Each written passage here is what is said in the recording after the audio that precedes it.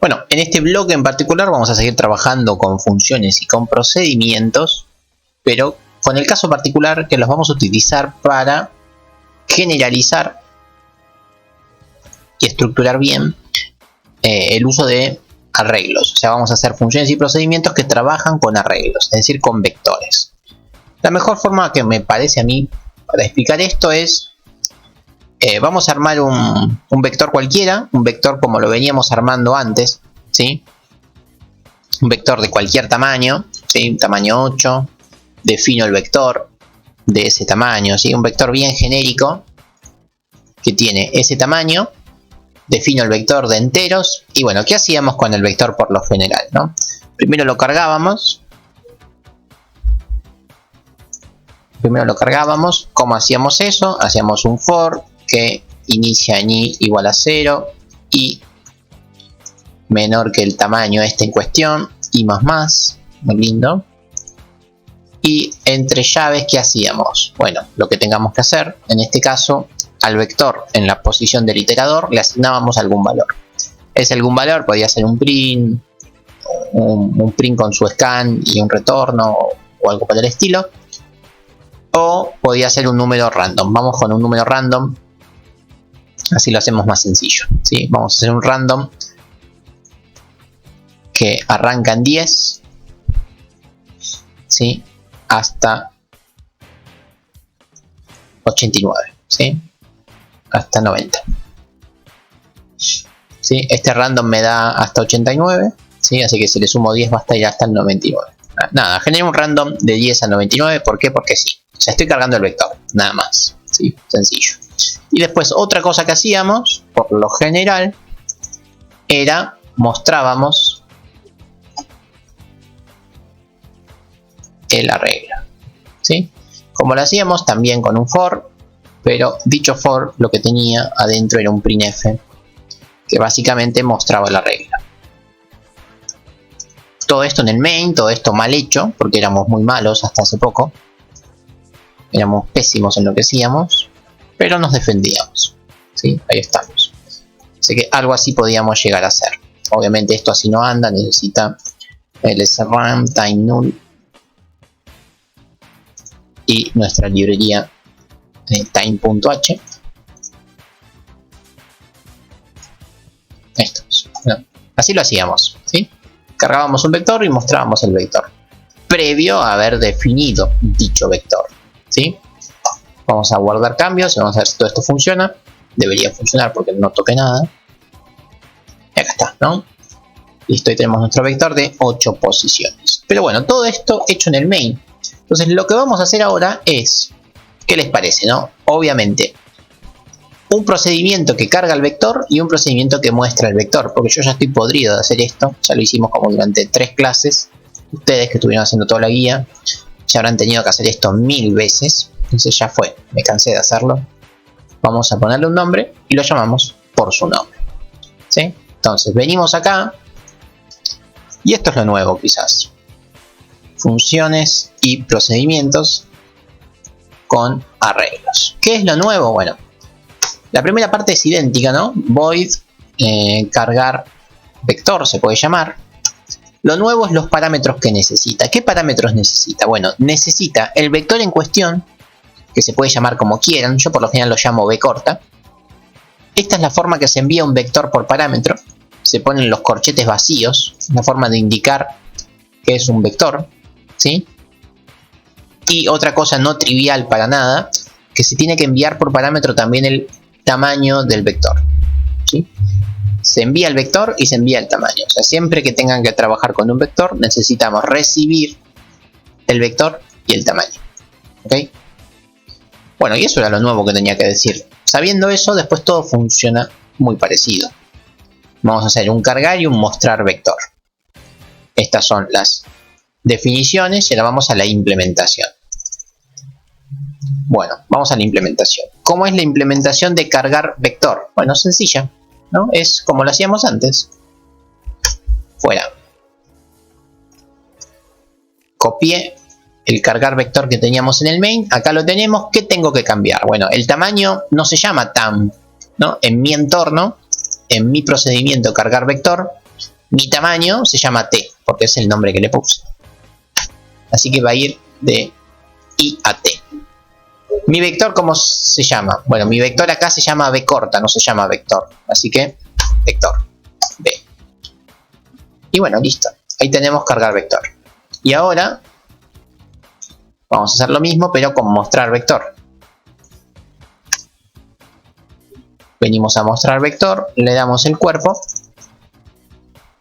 y ahí estamos. Esto muestra mi vector, solamente que el tamaño se llama t y que el vector se llama b. Y listo.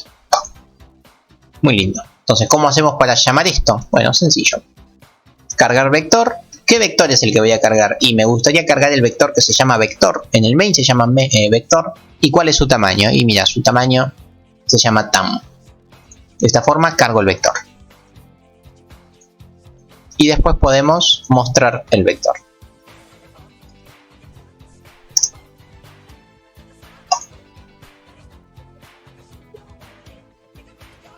Y bueno, aplausos cerrados, de pie.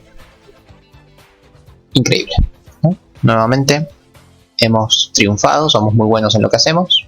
Efectivamente logramos compactar lo que ya sabíamos hacer, pero ahora está en dos procedimientos, ¿sí? Un procedimiento que carga, otro procedimiento que muestra, ¿sí? Por ejemplo, si uno tuviera otro vector,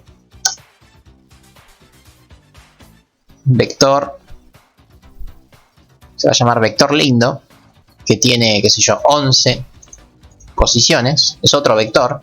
Bueno, la realidad es que si uno lo quiere cargar y mostrar, va a ser lo mismo, solamente que va a cargar el vector lindo y que en vez de tener un tamaño tam, tiene un tamaño de 11. Y cuando tenga que mostrarlo, tiene que decir, che, el que voy a mostrar es el vector lindo, que también tiene un tamaño de 11. Voy a dejar un renglón acá para que no quede tan feo. Ahí estamos, dejo dos rengloncitos. Entonces ahora cargo y muestro el vector vector y cargo y muestro el vector lindo, para que puedan ver la magia de esto, ¿no? Acá está la magia, ¿no? Con los dos mismos procedimientos estoy cargando dos vectores totalmente distintos, ¿sí?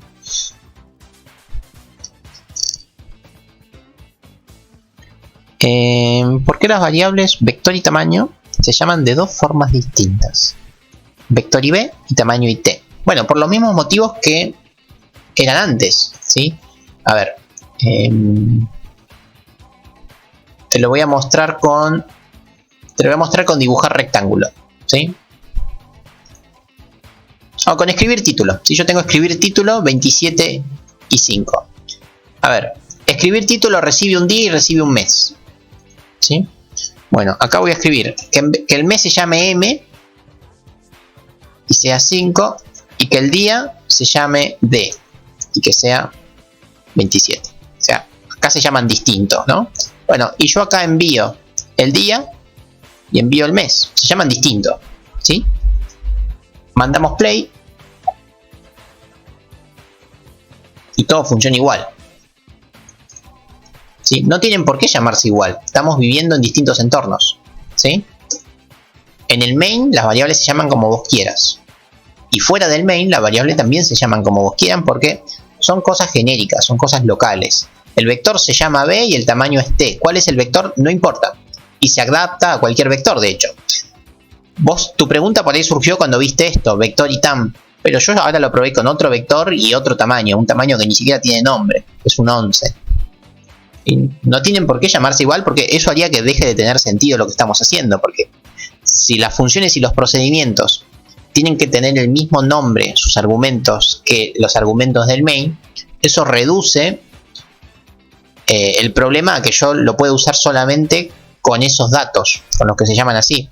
No, se pueden usar con los datos que se llamen como se llamen, porque esto es genérico, es cualquier vector que yo localmente lo llamo b, y para cualquier tamaño que yo localmente lo llamo t. ¿Cómo se llama el vector original? No tengo idea, y cuál es su tamaño original tampoco tengo idea, ¿sí? Entonces, genérico. Así que eso creo que responde a tu pregunta, pero tu pregunta, la respuesta ya estaba dada desde la clase anterior incluso, ¿sí? No importa cómo se llaman las variables porque viven en distintas localidades.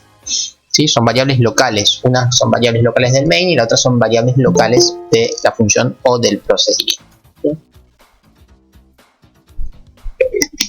¿Se entendió eso? ¿He sido claro con mi respuesta? Bueno, entonces acá lo que hicimos fue muy bueno. ¿Sí? Cargamos dos vectores.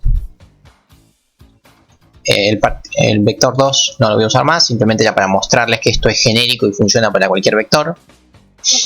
De la misma forma podríamos hacer, qué sé yo, un procedimiento que nos muestre calcular el promedio del vector, un nombre un poquito largo pero para que se entienda, ¿sí? Que nuevamente recibe un vector y un tamaño. El vector acá se puede llamar como quieran, W, y el tamaño se va a llamar X. ¿Para qué? Para que yo me confunda nada más. Pero es importante que se llaman como ustedes quieran, que guarde relación con lo que uno guarda. El W y el X acá no me estaría ayudando, pero lo voy a dejar para que vean que se puede llamar como quieran, ¿sí? Siempre es importante que guarde relación con la realidad. Es por eso que le pongo B corta y T, para que haga alusión a vector y tamaño. Pero acá lo voy a forzar para que sea cualquier cosa, ¿sí? Vamos a calcular el promedio. Así que voy a definir un float que se llame resultado, el resultado del promedio, ¿sí? ¿Y cómo hacemos para calcular un promedio? Bueno, sencillo, ¿no? Uno básicamente hace el for, que recorre el vector desde igual a 0 hasta x. El tamaño acá se llama x, ¿por qué? Porque sí. Y lo que voy haciendo es a resultado le asigno resultado más mi vector, que acá se llama w, en la posición i. Posición i dije, ahí está. Voy sumando todo, lo voy acumulando resultado. Si es un acumulador lo inicio en 0. Listo, ahí tenemos la suma.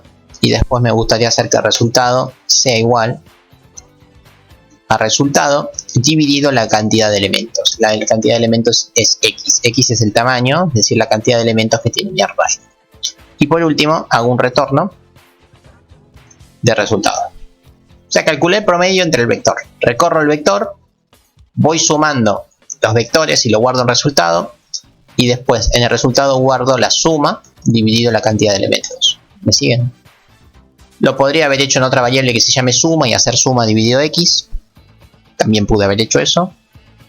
Pero ustedes ya saben cuál es el problema de hacer eso. Tienen que pasar por entre medio de un casteo entre medio. Porque están sumando enteros y quieren dividirlos por enteros, le vas a dar entero. Para evitar ese problema, hago toda la suma sobre un flotante y con eso puedo salir de ese problema. Si no, lo hacen con una variable suma y listo. Estamos. Esto es un calcular promedio estándar, calcular promedio como hacíamos antes. Entonces ahora tenemos cargar vector, mostrar vector y me gustaría mostrar el promedio. Entonces podemos hacer printf, el promedio es dos puntos, voy a mostrar un float. Y ese float, ¿de dónde lo saco? Bueno, lo saco justamente de calcular promedio del vector. ¿De qué vector es la pregunta? Bueno, del vector de mi main, que se llama vector, y qué tamaño tiene, el tamaño tam. Entonces, la cuenta se va a realizar con este vector que acabo de cargar y acabo de mostrar. Dejamos un rengloncito ahí muy simpático. No hay errores, perfecto. Y acá está. ¿Sí?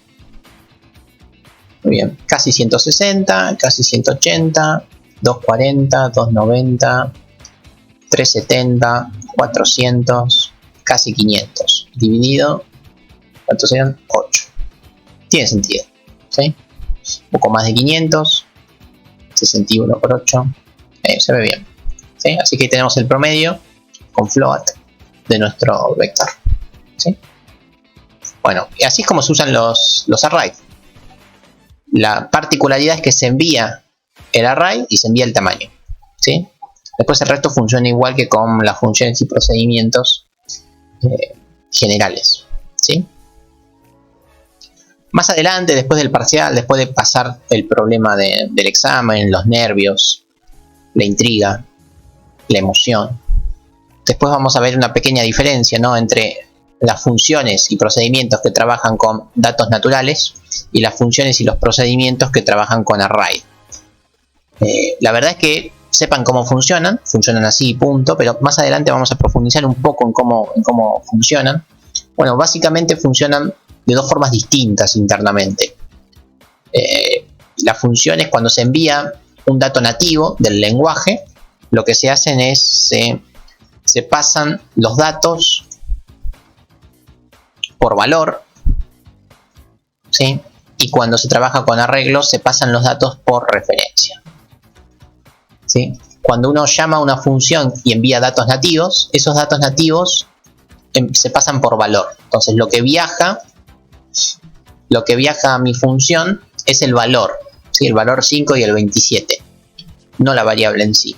Pues lo profundizamos un poquito más.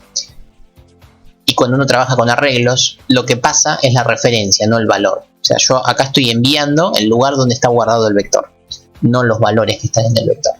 Anecdótico por ahora, pero más adelante lo profundizamos. Pero sepan que las funciones internamente tienen dos manejos, uno por valor y otro por referencia, que por ahora para nosotros es transparente, pero después más adelante vamos a ver cómo cambia eso un poquito el proceso. Por ahora, con que sepan usarlo y que sepan que se envía así, estamos por demás bien. Bueno, genial. Ya sabemos hacer un montón de cosas con arreglos y eso es muy bueno. De la misma forma como calculamos un promedio, podríamos haber calculado el mínimo, el máximo, posición de mínimo, posición de máximo, frecuencia, o lo que se les ocurra calcular, ¿sí? Ahora, mi pregunta es, suele ser muy frecuente tener algo así. Esperen que lo ejecuto. Copio esto un segundo. Y este promedio ya no lo quiero más. Supongamos que tenemos este vector, ¿sí? Muy lindo, muy simpático. Bueno, pero estas podrían ser edades, ¿sí? Edades de personas, ¿sí? Son edades de estudiantes de programación, ¿sí? Pero bueno, en vez de tomarles un parcial, me da fiaca hacer el parcial y me da fiaca sacarles 100 copias. Les voy a tomar abdominales en el parque. Vamos al parque, mejor vamos a hacer abdominales. Pero los voy a agrupar porque va a ser muy injusto, ¿no? La persona que tiene 19 y el que tiene 90 y está estudiando, no le voy a mandar a hacer la misma cantidad de abdominales. Entonces, me gustaría tener organizadas a las personas, ¿sí? Porque así como está el arreglo, me molesta, ¿sí? Entonces, ¿cómo hacemos para organizar un poquito un array? Bueno, uno podría organizarlo de la forma que quiera a priori, no hay problema con eso, pero por lo general hay una forma de organizar los datos bastante generalizada, ¿no? Que es ordenarlos de mayor a menor o de menor a mayor, como quieran, ¿sí? Supongamos que yo les tomo el examen, son 300 personas y en la lista de los estudiantes no están ordenados, o sea, tengo un array de personas y me dan los DNI de las personas y no está ordenado ese array. Bueno, cuando viene Alfredo y me entrega el examen, le digo ¿cuál es tu DNI? Me dice 44.724.504. Bueno, tengo que buscar ese número entre 300 personas. ¿Qué problema? No lo voy a encontrar más porque están todos desordenados. Si estuvieran ordenaditos, es fácil, ¿no? Con un simple golpe de vista lo voy ubicando rápidamente. Entonces lo que vamos a hacer ahora, en este bloque de clase, es tratar de ordenar el array. O sea, que el array sea el mismo, pero que esté organizado. Es decir, que, ayúdenme, que esté el 19, que después esté el 34, que después esté... No, 19, 30, 34, 46, 56, 68, 73, 90. O sea, que esté en orden, ¿sí? Izquierda a derecha, de derecha a izquierda, como quieran verlo, pero que esté súper organizado. Eso es lo que vamos a tratar de hacer ahora, ¿sí? Bueno, la pregunta es, ¿cómo harían eso? Ustedes, con lo que ya sabemos, están en condiciones de ordenar un array. No necesitan que yo les explique nada, ya saben hacerlo. Pero les pregunto, ¿cómo harían? No es que necesito explicarles algo nuevo, que ustedes digan, wow, yo no sabía hacer esto, sino que lo que vamos a hacer ahora ya saben hacerlo. Simplemente que les voy a ordenar y estructurar un poco el pensamiento, pero la verdad es que ya sabemos. ¿Cómo harían?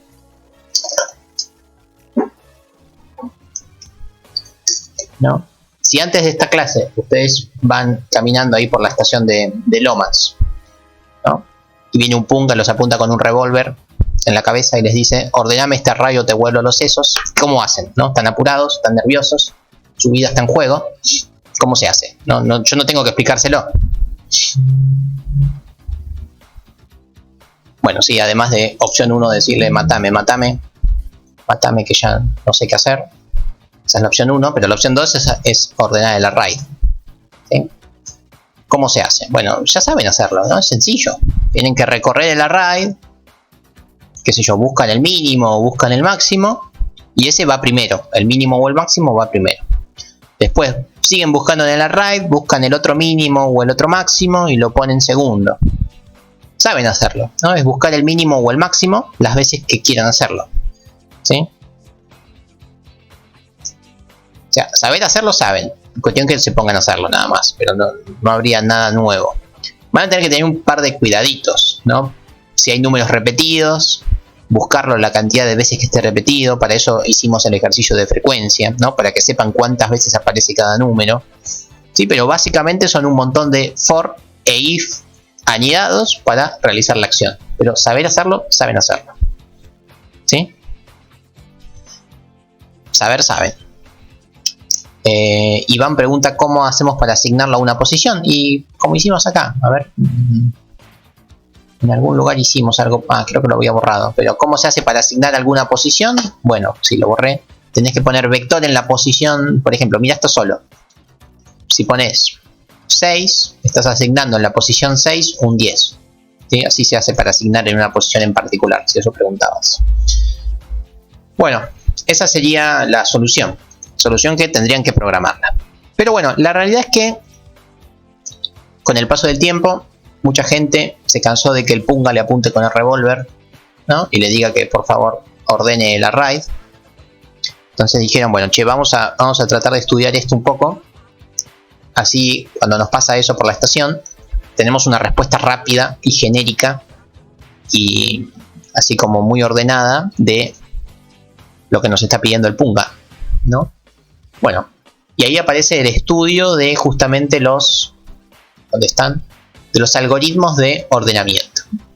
Hay muchas formas para ordenar un arreglo. ¿Sí? Hay muchos mecanismos. Nosotros en la materia vamos a ver 6 algoritmos de ordenamiento. Hoy les voy a explicar uno solo, ¿sí? Pero después vamos a presentar algunos de los otros. Vamos a tratar de presentarlo. Primero voy a presentar el algoritmo, ¿no? Porque si no... A ver, voy a hacer la misma pregunta que hice el lunes. Yo no sé con quién están cursando expresión de problemas y algoritmos, porque algún profe por ahí ya se los explicó. Díganme primero eso, si ya lo vieron con el profesor, están con Norberto. Bueno, Norberto creo que no lo explica. O sí, no sé. Díganme ustedes. Norberto les explicó los algoritmos de ordenamiento. Yo tengo entendido que no lo explica. Hay otros profes que sí. Sí, los explicó. Bueno, genial. Bueno, entonces ya saben hacerlo, así que puede ir más rápido. Bueno, si ya lo saben, glorioso. ¿No? Voy a explicar lo mismo que explicó Norberto, entonces. Simplemente que vamos a traducirlo a C. Bueno, supongamos que tenemos un algoritmo, ¿no? El algoritmo podría ser este. Uy, un array, no un algoritmo, perdón.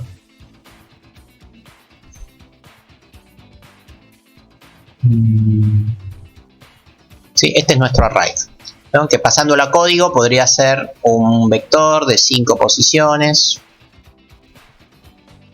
Obviamente la sintaxis está mal, simplemente la idea, ¿no? Este es mi array. Este es el que tengo. Pero viene el punga, ¿y yo qué le tengo que decir al punga? Bueno, no, che, mi vector en verdad no es este. ¿Mi vector cuál es? Es el 1, 2, 3, 5, 11. O sea, este es el resultado final. Esto es lo que yo quiero conseguir. ¿Cómo lo consigo? Y qué sé yo. Acá son 5 números y son números del 1 al 11. Son re sencillos. Mentalmente lo hago. Pero si fuera una colección, supongamos que es un arreglo de los documentos de identidad de China, ¿no? Y están desordenados. Bueno, que Dios te ayude a encontrar un documento o a ordenarlo. No vas a estar toda tu santa vida ordenándolo. Entonces vamos a ver cómo se puede hacer esto. Les voy a enseñar hoy solamente un algoritmo para hacer esto y miren qué sencillo que es. Por favor, Si están parados, pónganse, tomen asiento, porque esto es muy fuerte. A ver, ¿cómo se hace para ordenar esto? Bueno, primero vamos a decidir si lo ordenamos de mayor a menor o de menor a mayor, que eso es anecdótico, pero miremos cómo se funciona. Lo primero que se hace es se compara la posición 0 con la posición 1. Posición, no número. Digo, bueno, me paro en la posición 0 y me paro en la posición 1. ¿Sí? Y lo que digo es que acá no importa en qué criterio lo haga, vamos a decir que si la posición anterior, o sea la posición 0 es mayor que la posición que sigue, lo que voy a hacer es voy a permutar el orden de los números. O sea, si el 2 es mayor que el 3, quiere decir que no tiene que estar a la izquierda, tiene que estar a la derecha. O sea, si se cumple esto, voy a permutar los números. En este caso, ¿se cumple o no se cumple esa condición? ¿No? En este caso, esta condición, ahí que parece una carita, parece un tótem, ¿no? Una carita ahí muy simpática. ¿No? ¿Se cumple o no se cumple esta condición? En este caso la condición no se cumple, así que carita triste, no se cumple. Como la condición no se cumple, no hay que hacer nada. ¿Por qué? Porque el 2 está bien que esté a la izquierda del 3, porque es menor, lo dejamos ahí. Bueno, listo, ya chequeamos eso. Ahora avanzamos. ¿Qué quiere decir avanzar? Que en vez de comparar la posición 0 con la 1, voy a comparar la posición 1 con la posición 2. Entonces estoy comparando la posición 1 con la posición 2. Y estoy chequeando si el 1 es mayor que el 2. Bueno, ¿y acá qué pasa? Acá sí pasaron cosas, ¿no? El 3 claramente es mayor que el 1. Como el 3 es mayor que 1, hay que permutar. Permutamos. Carita feliz. Permutamos. ¿Sí? ¿Qué quiere decir permutar? Quiere decir que el 2 lo dejamos donde está. El 1 pasa a estar donde estaba el 3 y el 3 pasa a estar donde estaba el 1 y el 11 y el 5 quedan intactos porque nunca trabajé con ellos todavía. ¿Se entiende lo que hice? Como el de la izquierda es mayor que el de la derecha, cambio el orden. ¿Me van siguiendo? Espero que sí. ¿Todo bien? Bueno, y seguimos. Ya comparamos el 1 con el 2. Ahora vamos a comparar el 2 con el 3. Cuando digo 2 con el 3 me refiero a posiciones siempre, ¿eh? Posición 2 con posición 3. ¿La posición 2 es mayor que la posición 3? Y bueno, la verdad es que no. Así que el 3 está muy bien ahí donde está. Carita triste, no hay que hacer nada. ¿Sí? El 3 a la izquierda está genial. Y por último, vamos a comparar la posición 3 con la posición 4.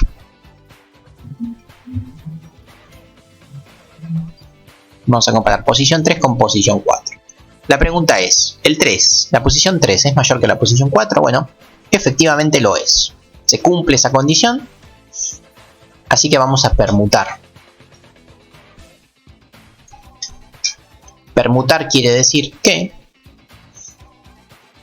mi array queda como estaba.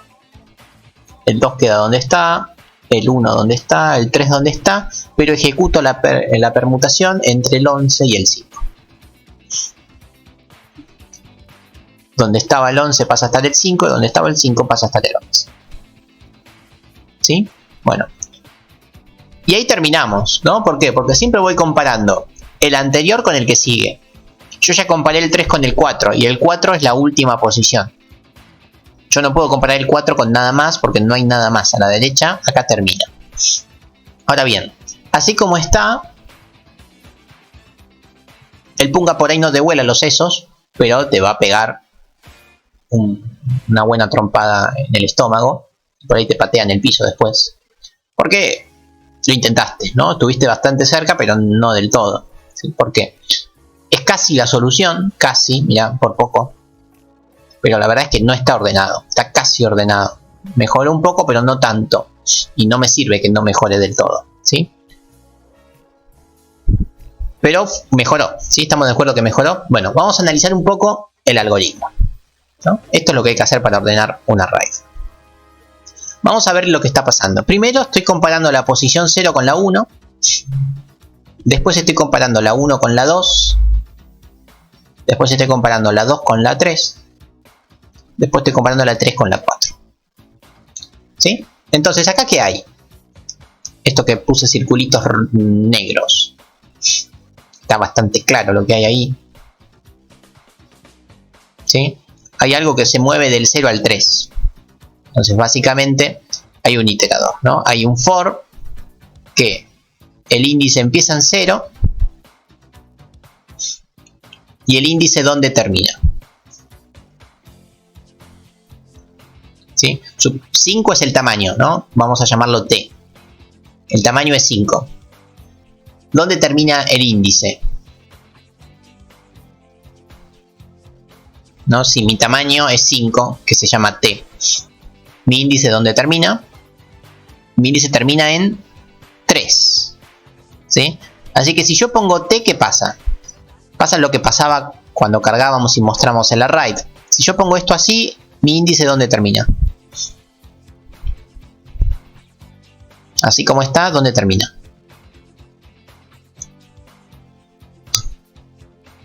No, como en 2. Si t vale 5, esta parte termina en 5 tampoco, termina en 4, ¿no? Si yo pongo menor que 5, termina en 4. ¿Sí? Yo no quiero que termine en el 4. Quiero que termine en 3. En una antes de haber llegado al final. Entonces lo que tenemos que poner es t-1. Fundamental esto. Acá fuente de error. No hay que poner menor que t, porque menor que 3 quiere decir que termina en 4. Y no, termina en 3. ¿Sí? Así que t-1. Y bueno, y más. Ahí no hay cambios. Y más. Genial.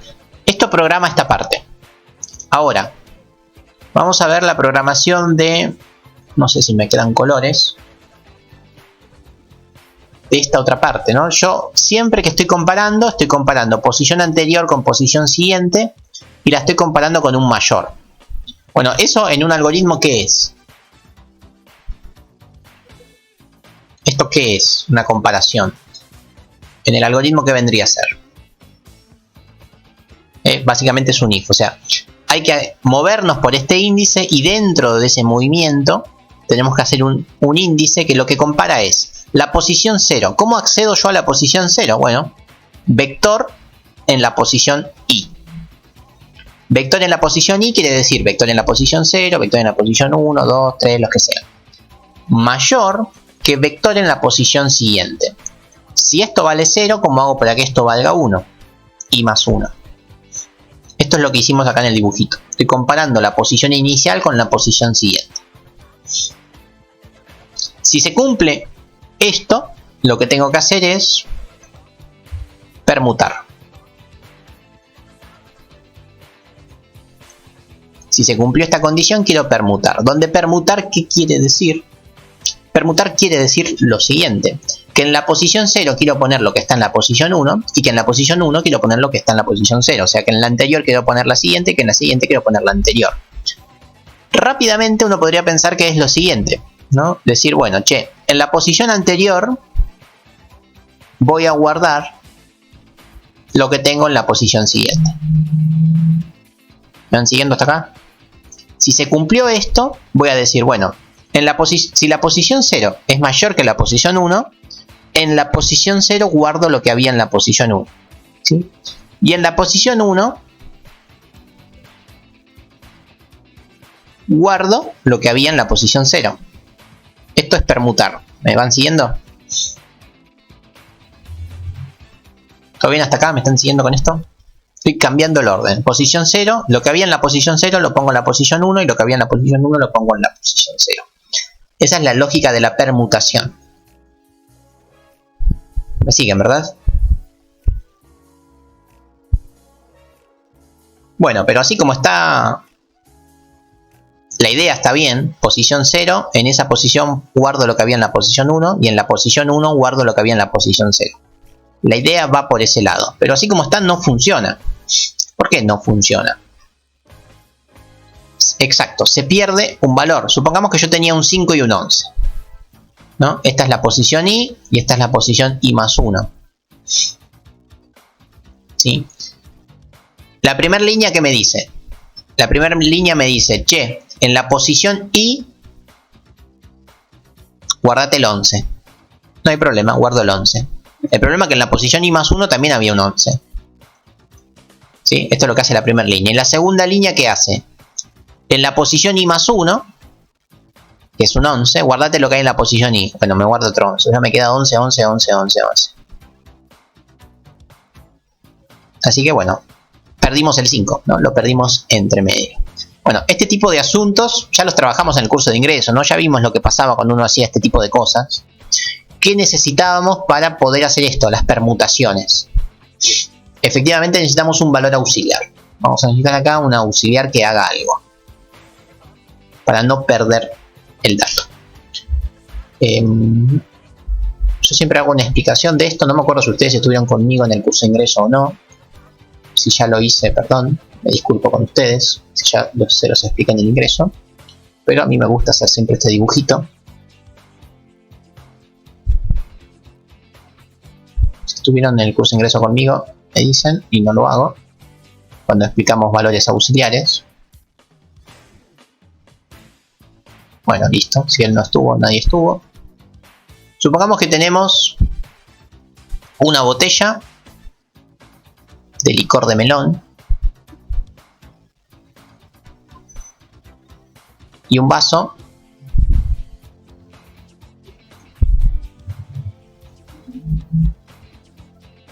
sí, de un buen vino uvita. ¿Sí? Tenemos el licor de melón y el vino uvita. ¿Sí? El licor de melón va a ser mi posición I y el vino uvita mi posición I más 1.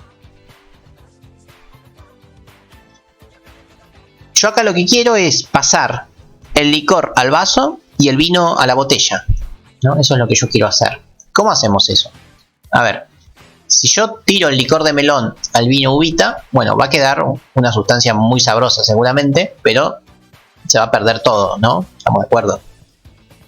Entonces voy a perder el vino tinto, no lo voy a poder pasar a la botella. Entonces, ¿cuál es la solución para hacer esto? Bien, ¿no? Es pasar por un recipiente intermedio.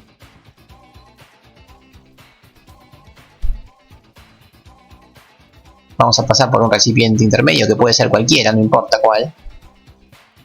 Podemos pasar con el... Ahí está, vamos con el florero de la abuela Rosa. Entonces un florero. Ahí está. Entonces, ¿cómo hacemos? Tiramos el licor de melón al florero de la abuela Rosa. Listo. Y una vez que tenemos el licor de melón en el florero de la abuela Rosa, ahí sí podemos pasar el tinto a la botella. Fuera tinto. Y por último, el licor de melón al vaso. ¿Sí? Este es el proceso que uno realiza para hacer una permutación. Permutación de cualquier cosa. En programación, siempre que tengan que permutar los contenidos de dos variables, van a tener que pasar por una variable intermedia. ¿Sí? En este caso, el florero de la abuela Rosa es nuestra variable auxiliar. ¿Sí? Es la que momentáneamente va a almacenar alguno de los dos valores. No importa qué valor almacena, ¿sí? Porque yo podría haber puesto primero el tinto acá. Eso no importa mucho. ¿Sí? ¿Entendió? Esa es la variable auxiliar. Bueno, y eso es lo que vamos a hacer acá en el algoritmo, ¿no? En la variable auxiliar vamos a guardar cualquiera de los valores, no importa cuál. Supongamos que guardamos el tinto, ¿no? Guardamos la variable, la posición 0 la guardamos en el auxiliar. Entonces después en la posición 0 guardo la posición siguiente. Y en la posición siguiente la quiero guardar lo que había en la inicial. El problema es que ya la perdí. Pero mentira, no la perdí porque la tengo en el florero. ¿Sí? Entonces acá invoco a mi variable auxiliar. ¿Sí? Entonces, esa es la permutación. Bueno, esta parte programa todo lo que hicimos hasta ahora. Esto que hicimos hasta ahora programa lo que hicimos. Ahora bien, lo que hicimos no bastó para terminar de ordenar. ¿cómo hacemos para terminar de ordenar esto? Bueno, la realidad es que cuando uno llega a terminar de comparar de la posición 0 hasta la posición t-1, lo que tiene que hacer es, tiene que volver a empezar. Como diría la canción, vuelven a empezar, vuelven a comparar de la posición 0 a la posición 3. ¿Y cuántas veces hay que realizar esta acción? Es la pregunta. ¿Y cuántas veces tengo que volver a empezar? Bueno, tienen que volver a empezar según la cantidad de elementos que haya. Si los elementos estaban totalmente desordenados, van a tener que realizar 5 veces este movimiento, ¿sí? Esta comparativa. Básicamente cada comparación va chequeando cada número con todos los otros. Entonces tienen que asegurarse que se puedan ejecutar las 25 comparaciones. Las 20 comparaciones, porque son 5 por 4 en realidad. Las 20 comparaciones. Entonces necesitamos otro for externo que también inicie en 0, pero que este sí termine en T. Ahí estamos, ¿sí? Entonces eso necesitamos. Otro for externo que repita todo el proceso. Así que bueno, este es el ordenamiento, es uno de los ordenamientos que siempre solemos ver. ¿Me fueron siguiendo acá con el algoritmo? Este es el primer algoritmo que vemos. Sí, y es el único algoritmo que va a entrar en el examen. Los otros 5 los dejamos para más adelante. Pero este algoritmo sí podría entrar en el examen. Bueno, este algoritmo es uno de los más populares algoritmos de ordenamiento. Tiene un nombre propio. Se llama el algoritmo de burbuja o el burbujeo, ¿sí? Así que acabamos de ver el algoritmo burbuja. Los otros 5 después los vemos. Pero bueno, si este algoritmo se llama burbuja, ¿cómo se llaman los otros algoritmos? ¿No? Muchos ya lo saben. Si no, después lo vemos más adelante. Muy bien, muy bien. Como me gusta cuando hacen ese chiste. Como me indigno cuando no lo hacen. Efectivamente, si este se llama bombón, burbuja y bellota deberían llamarse, pero bueno, no es así el nombre. Lamentablemente. Sí, me hubiera hecho muy feliz que se llamen bombón y bellota los otros, pero no, se llaman inserción y selección. Pero bueno, empezamos por burbuja.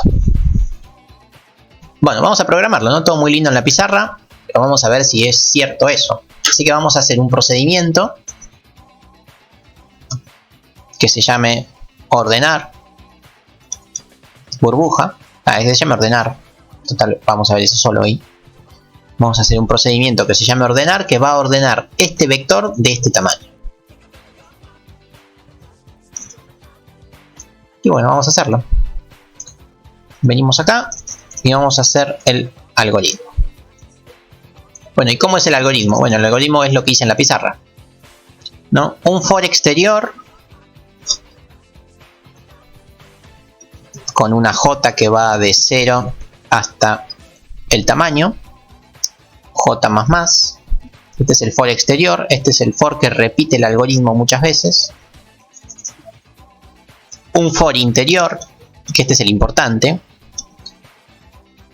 que inicia en 0 y que termina en t-1. Este es el que va comparando la posición siguiente con la anterior. Y más. Acá viene la comparativa, ¿no? Decimos que si mi vector, que se llama b, en la posición i es mayor que mi vector en la posición siguiente, i más 1.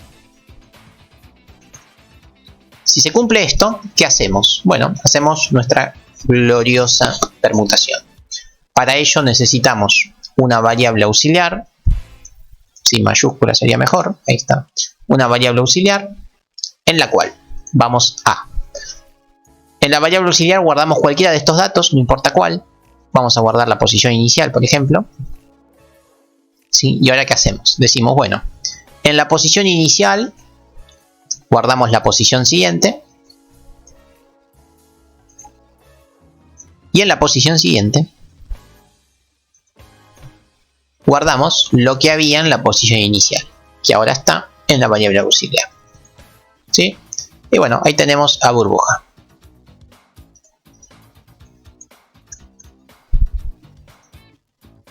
Que es lo mismo que hice en la pizarra, ¿no? Solamente un poquito más prolijito, pero es la misma cosa. J, I, un if, un auxiliar y la permutación. Sencillo. Bueno, y vamos a ver si funciona. ¿Dónde está el main? ¿Quién sabe? Acá está el main.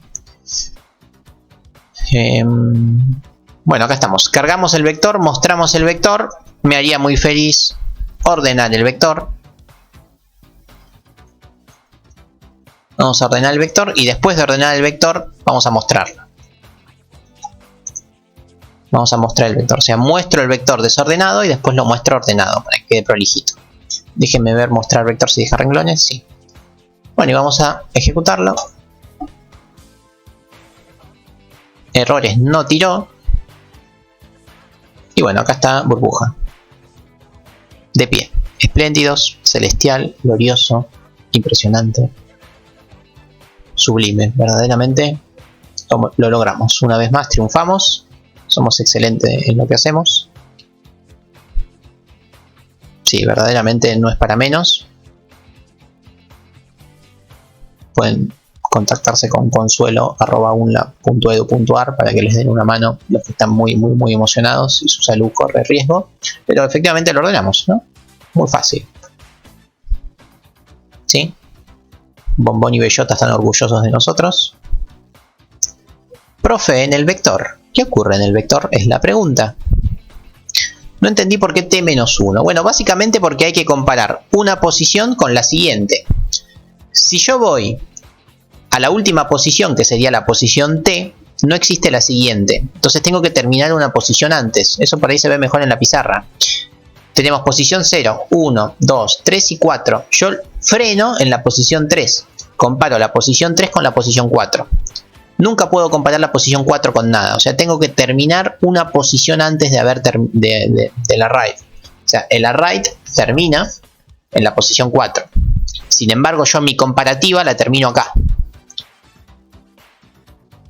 Una posición antes de terminar el array. Porque si no, la última posición no la puedo comparar con nada. Entonces tengo que terminar una posición antes. Es por eso que va t-1. ¿Sí? ¿Entendió? Bueno, verdaderamente alucinante lo que acabamos de hacer. ¿Sí?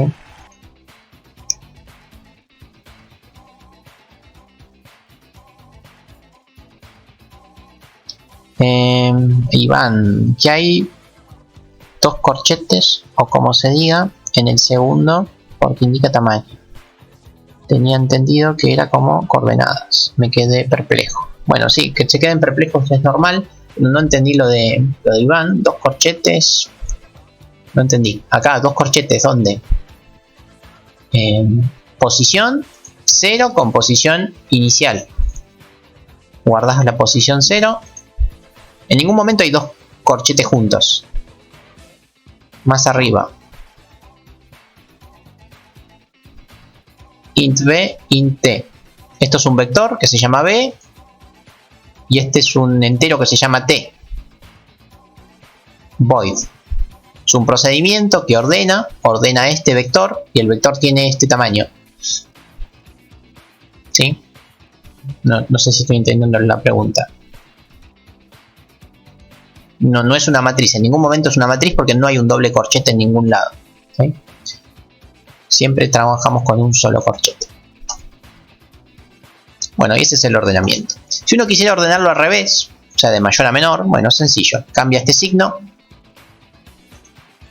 Ordenamos. Y bueno, aún más emotivo. Triunfamos una vez más. ¿Sí? Lo ordenamos, pero en el otro sentido. Muy sencillo. Demasiado sencillo. ¿Sí? Qué buenos somos, por favor. Bueno, genial. Casi que terminamos. Última cosita que tengo que comentar. Y terminamos.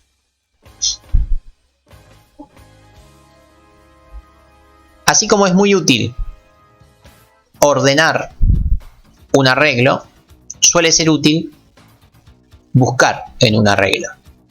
¿Sí?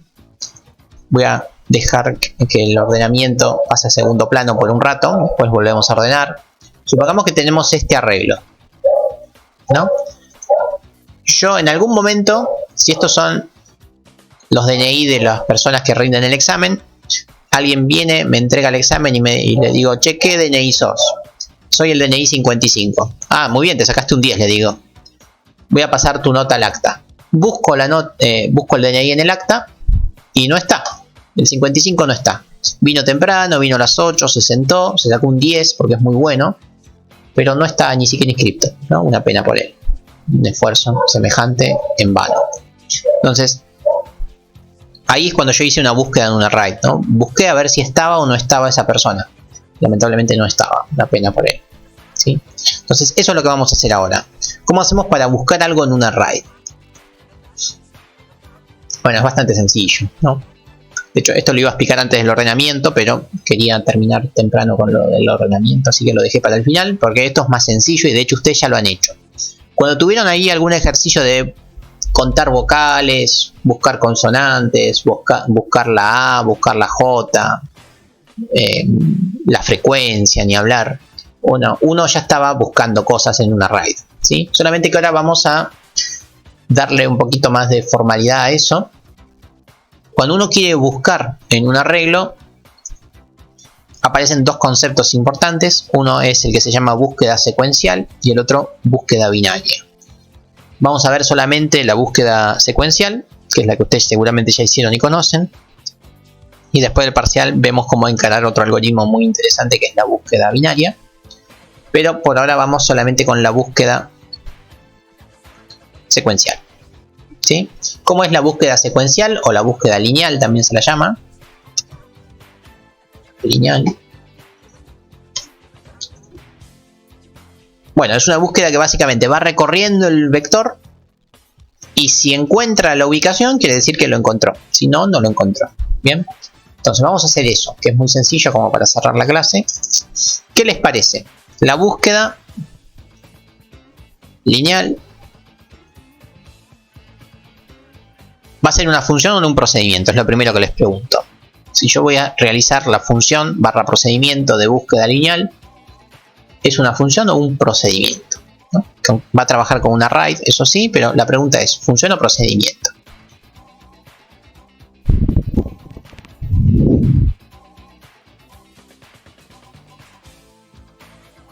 No lo respondí, no lo respondí. Les dije una función o un procedimiento. Lo que sí les dije es que va a trabajar con un vector. ¿Eso es cierto? Bueno, procedimiento va ganando 3-0, una respuesta más. A ver, ¿estamos todos de acuerdo en que va a ser un procedimiento?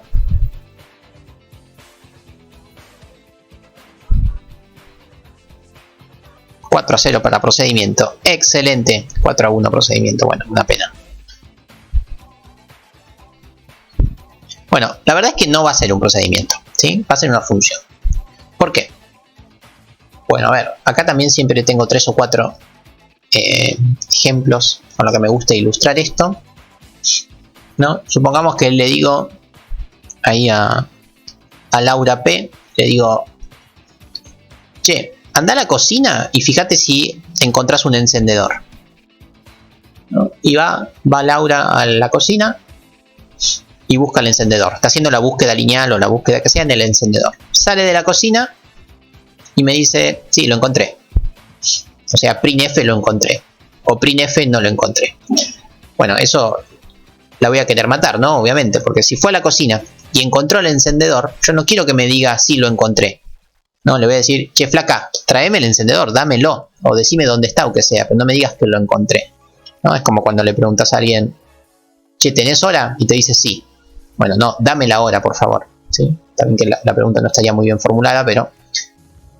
Entonces yo no quiero que sea un procedimiento. No me interesa el cartelito del printf que me diga lo encontré o no lo encontré. Quiero que me diga dónde está o que me lo dé en su defecto. Bueno, y ese que me lo dé es que hace que sea una función. En verdad yo voy a retornar un valor. Y este valor va a ser cuando me va a decir, che, está en el segundo cajón, está en el primer cajón, o directamente me da el encendedor, ¿no? Entonces va a ser una función. No me sirve solamente el print que me dice si lo encontró o no. Yo además quiero saber dónde está, ¿sí? La búsqueda se va a realizar sobre el vector, así que necesitamos el vector y el tamaño. Pero ¿qué más necesitamos si es que necesitamos algo más? Yo, nuevamente el mismo ejemplo, ¿no? Le digo a Laura, che, anda a la cocina a buscar, ¿no? El ir a la cocina sería nuestro array, ¿no? La cocina es el array, si quieren. Pero, ¿qué está buscando, no? Yo no le puedo decir, che, fíjate si está en la cocina. Si está, ¿qué me va a decir? ¿Qué cosas tengo que buscar? Entonces, claramente necesitamos un parámetro más, que es lo que busco. O sea, yo le tengo que decir, anda a la cocina, pero busca esto, ¿no? Así como le dije encendedor, le podría decir tenedor, plato, lo que sea, ¿sí? Si lo encuentra, me va a decir dónde está. Y si no lo encuentra, ahora vemos lo que me va a decir. Pero se entiende que además de la array, necesitamos saber qué cosa estamos buscando. Bien. Bueno, y vamos a hacer el algoritmo a ver cómo es. El algoritmo es sencillo. El algoritmo lo que me va a devolver es dónde está lo que busco. ¿Sí? Si yo busco un 3, me va a decir en qué posición está el 3. Es como cuando uno busca un mínimo, un máximo o lo que sea. Y le importa el valor i, o sea, la posición. Bueno, acá también. Entonces vamos a poner int posición. Vamos a hacer un for que va desde int i igual a 0 hasta i menor que el tamaño, que en este caso vale t. Y más, o sea, me muevo por todo el arreglo. ¿Y qué digo? ¿No? Que si mi vector en la posición que me indica el array, el índice, es exactamente lo que busco, o sea, si estoy abriendo los cajones y encontré lo que busco, ¿qué tiene que pasar? Bueno, tiene que pasar que mi posición, o sea, es i. O sea, que el lugar donde encontré lo que buscaba es i. ¿Se entiende? He sido claro con esta última parte. Recorro el vector y si mi arreglo coincide con lo que busco, eureka, lo encontré y digo dónde lo encontré. Lo encontré en esta posición. Por ende, cuando termina la ejecución, me retorna la posición, donde la posición es justamente el cajón donde encontró lo que estaba buscando. ¿Estamos? Ese es un algoritmo de búsqueda secuencial. Recorre todos los elementos, guarda la posición donde encuentra lo que está buscando y retorna dicha posición. Ese es el algoritmo. Está muy lindo. Ya lo habrán hecho 1000 veces para buscar cosas en un array. Solamente que sin saber cómo se llamaba el algoritmo, se llama búsqueda secuencial. Pero en sí no es nada nuevo. Así como está esto, tiene una falencia, ¿no? Que también ya la habrán notado. Estuvieron ahí haciendo los ejercicios. ¿Qué falencia tiene esto? Raro que tengamos una falencia nosotros, que somos tan buenos. Pero así todo tiene una falencia.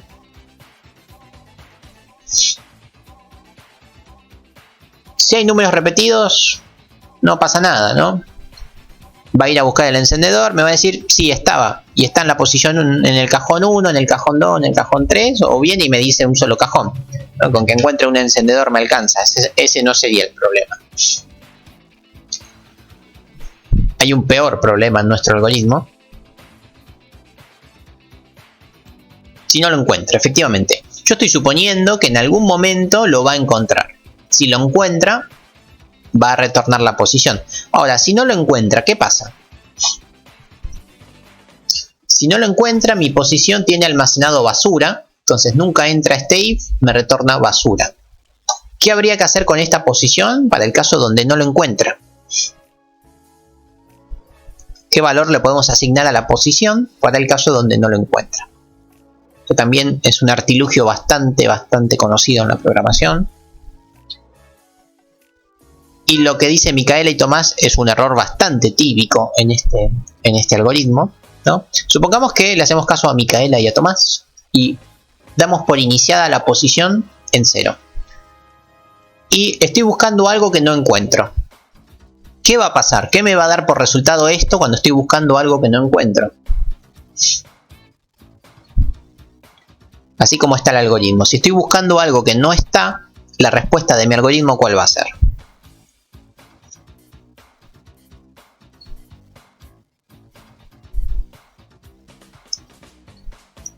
No, la pregunta obviamente Estoy buscando algo que no está. ¿Sí? Entonces, ¿cuál va a ser el resultado final?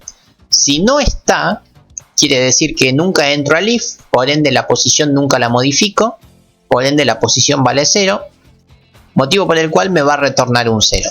Bueno, y eso es inconsistente, ¿no? Porque no está, no es que está en la posición 0. El 0 es una posición de mi arreglo. Y que yo esté diciendo 0 quiere decir que está en la posición 0. Y eso no me gusta, porque no está en la posición 0, ya vimos que no estaba en la 0. Entonces yo acá tengo que darle un valor inicial que me sirva para ver reflejado que en verdad no lo encontré. Entonces acá tenemos que poner un número que no sea una posición de la raíz, ¿sí? Las posiciones de la raíz son números enteros positivos que van del 0 hasta t-1. Entonces yo no puedo poner nada que vaya del 0 hasta t-1 porque eso podría ser una posición, ¿sí? Como que sale Laura de la cocina y me dice, la respuesta es cajón 2. Y cuando yo voy al cajón 2, no, en el cajón 2 no está. No me digas dónde no está. Yo quería saber dónde estaba. Entonces no me sirve que me diga una posición de un cajón que existe en la cocina. Prefiero que me diga algo que sé que no tengo, ¿sí? Entonces hay que poner un valor que no está asociado a las posiciones de la raíz. Se le suele poner el -1, ¿sí? El -1 indica no lo encontré. O sea, inicialmente supongo que no lo encontré. Hago el for y si en algún momento lo encuentro, ese -1 va a ser pisado por una posición. Entonces el -1 se suele usar mucho en programación cuando uno está trabajando con enteros positivos, utiliza el -1 como para el caso negativo, como para que no lo encontré. ¿Por qué la posición 0 t-1 es -1? Ah, ya entendiste ahí, Iván, creo. Bueno, entonces eso era lo que quería decir, ¿no? Si no lo encontramos, retornamos un -1, ¿sí? Bueno, y llegó el momento de ver si esto funciona. Venimos a mi main. El main tiene el vector y lo muestra. Y ahora vamos a buscar algo en mi vector. Vamos a hacer un printf. Allá. Bueno, printf. Estoy buscando. ¿Qué número quieren buscar? A ver, por ejemplo, vamos a buscar el 15. Vamos a buscar el 15. Vamos a ver cuál es el resultado de haber buscado el 15. ¿Sí? Voy a llamar a, ¿cómo se llamaba? Búsqueda lineal. Le envío mi vector, le envío el tamaño y le tengo que enviar lo que busco. En este caso es un 15. Y vamos a verlo en acción.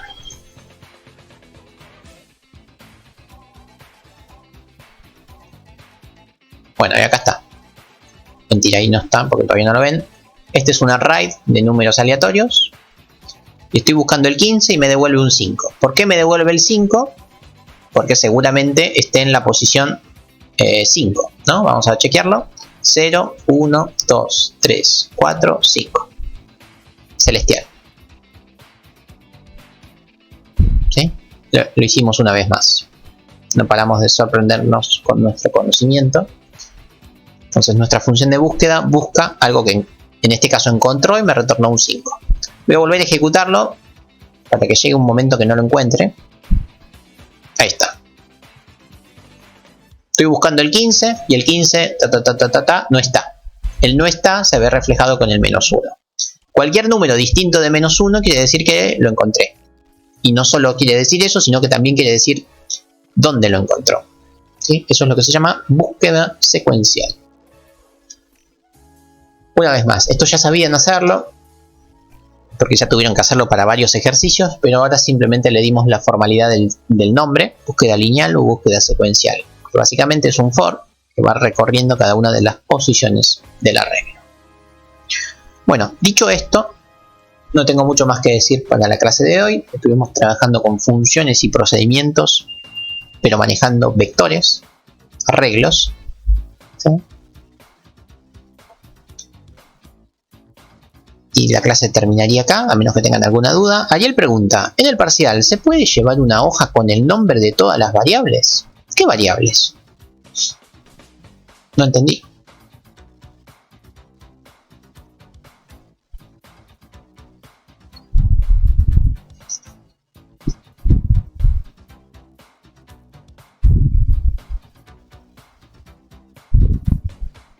A ver, en la hoja no pueden llevar nada. La respuesta a la pregunta es que la hoja tiene que estar en blanco, ¿sí? Fundamental. Pero así todo no entendí la pregunta, ¿sí? Por más que te deje llevar las variables, ¿cómo sabes qué variable te voy a tomar? Por ahí te llevas escrito tamaño y vector y no te pido nada de tamaño y vector. Te pido una matriz o un promedio float que no tiene nada que ver con un vector. O sea, no hay forma que te puedas llevar las variables correctas escritas, ¿no? Porque no sabes lo que te voy a tomar. Las máscaras. No, tampoco. Las máscaras son 3. F de flotante, D de decimal y entero, C de char y S de string. No hay más máscaras. ¿Sí? No, eso no. Nada. La sintaxis, nada de la sintaxis pueden llevar escrito. ¿Sí? Justamente en el examen se evalúa que hayan estado practicando. Si uno practica un poco esto, la sintaxis es fácil de recordar. No son muchas cosas. Iván pregunta, ¿qué pasos cuando ejecuto un while se me llena de caritas felices? No estaría entendiendo tampoco. Debe estar mal el while. ¿Sí? Es un mientras seamos felices. Y como seremos felices siempre, no termina nunca. No sé, no entendí tampoco muy bien la pregunta. En programación los exámenes son escritos, siempre. Sí. Yo la verdad doble no lo uso mucho, pero funciona igual que los float. Y la máscara también pueden usar DF para la máscara de doble, pero la verdad es que yo no lo uso, así que no creo que lo tome. Pero son igual que los float. Vuelvo a lo que dice Patricio, en programación los exámenes son en papel. ¿Por qué? Porque son muchas personas, básicamente. En la carrera después ya no. En todas las otras materias que sean de programación más adelante van a ser en computadora, ¿sí? Pero porque llegan menos. Son materias que llegan 40, 50 personas, no 300.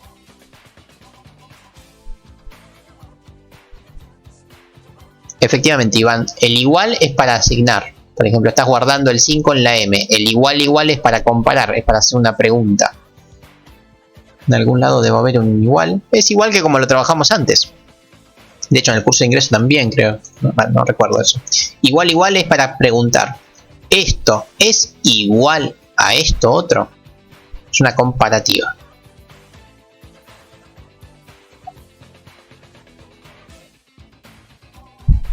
¿Una otra duda, sugerencia, discrepancia? No.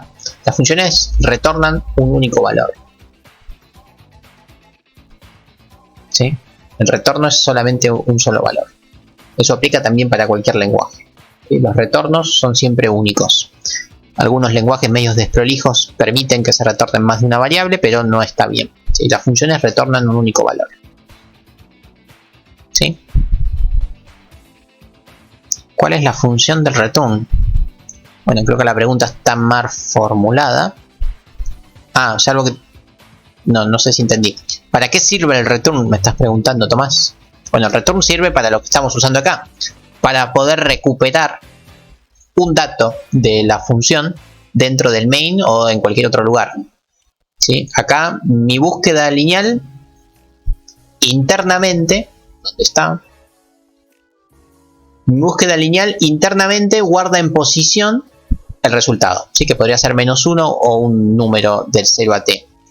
Esa posición vive acá, vive en la casita que se llama búsqueda lineal. Si yo quiero usar esa posición en algún otro lado, necesito retornarlo. Si no doy ese valor al exterior, no lo voy a poder recuperar desde ninguna otra parte del algoritmo porque vive solamente acá. ¿Sí?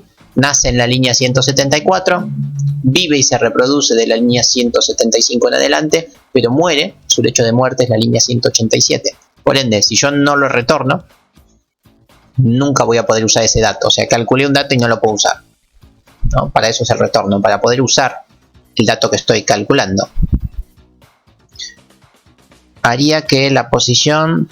Exacto, el retorno es para que la posición llegue al main o llegue a donde quieras. ¿Ves? Acá está. ¿Sí? La posición está llegando al main gracias a que lo retorné. Esto me retorna la posición. Y esa posición es la que estoy mostrando con la máscara B, efectivamente.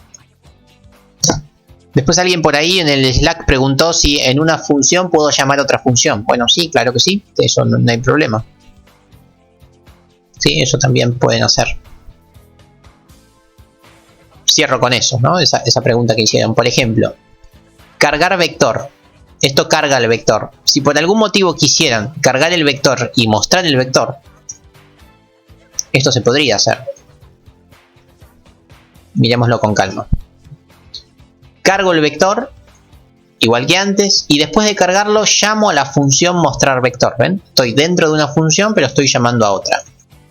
Entonces yo cuando vengo a mi main, no quiere decir que esto esté bien, quiere decir que se puede hacer, ¿no? Cuando yo vengo al main y llamo cargar vector, además de cargarlo, va a llamar a mostrar. Miremoslo. Y acá está, ¿ven? Se cargó el vector y encima me lo mostró. ¿Por qué? Porque yo en cargar vector estoy llamando a mostrar vector. O sea, se puede llamar una función dentro de la otra. Que también se puede hacer, ¿sí? Respondiendo a la pregunta que alguien más hizo. Manuel, la definición de qué quiere decir que un vector sea perpendicular a otro está en el PowerPoint donde está la pregunta también, ¿sí? Ahí mismo les indica cómo se hace. Te lo explico rápidamente, pero en el PowerPoint está paso a paso de cómo se hace. ¿Sí? Si tenés el vector 1, 2, 4, bueno 3, y el vector 3, 4, 1, para saber si son perpendiculares, lo que tenés que hacer es la siguiente cuenta. 1 por 3 más 2 por 4 más 1 por 3. O sea, primera posición multiplicada con la primera, más segunda con la segunda, más tercera con la tercera. Eso es lo que hice acá. Si esto es 0, es perpendicular. Si no, no. ¿Ok? Pero eso está en el PowerPoint. Está más explicadito, con flechitas, con colores y con todo eso. ¿Sí? Y Victoria. No, se toma lo que vimos en clase por lo general, ¿sí? Sí, no va a haber nada que no hayamos visto en el vivo. O que les haya dicho, háganlo, ¿no? Por ahí no lo vimos en el vivo, pero les dije, bueno, este ejercicio háganlo. O hagan este ejercicio del PowerPoint, piensen esto. Bueno, eso también entra, todo lo que yo les haya insinuado en el vivo.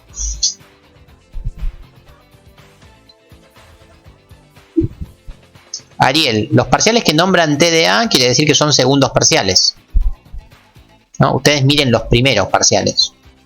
Eso no lo vieron, estamos lejos de llegar a eso todavía. La media es lo mismo que el promedio, ¿sí? Es el promedio geométrico, coincide exactamente. Media y promedio, cuando los valores tienen el mismo peso, da igual, ¿sí?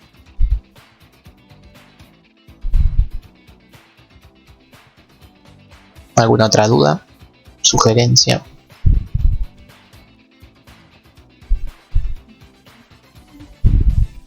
Por favor, esta última semana practiquen, pónganse a hacer todos los ejercicios, pónganse al día, revean la clase que tengan que rever, si así lo creen.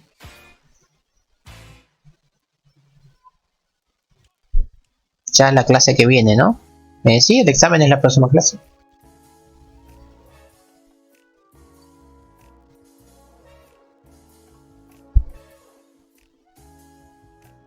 Bueno, si no hay más preguntas, vamos cerrando aquí la clase.